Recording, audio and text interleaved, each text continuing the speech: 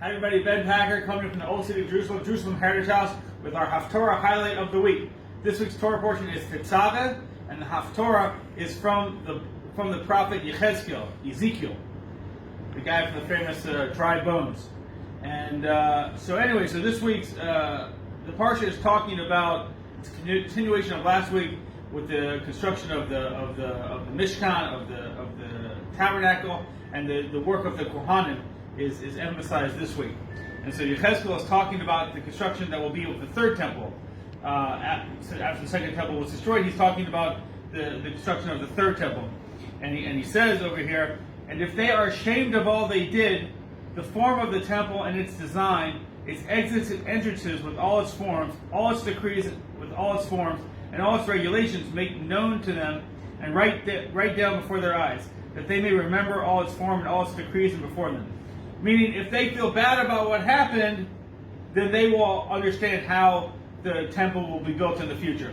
So the commentator of the Radak comments here, and he says that if they feel bad, it's another quid pro quo, right?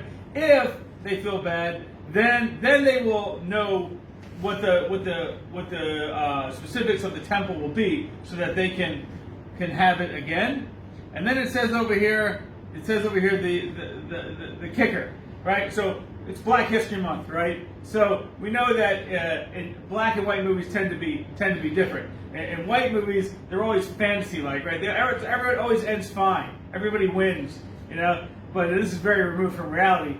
Black movies are much more connected to reality, and the ending normally reflects what would actually really happen in real life.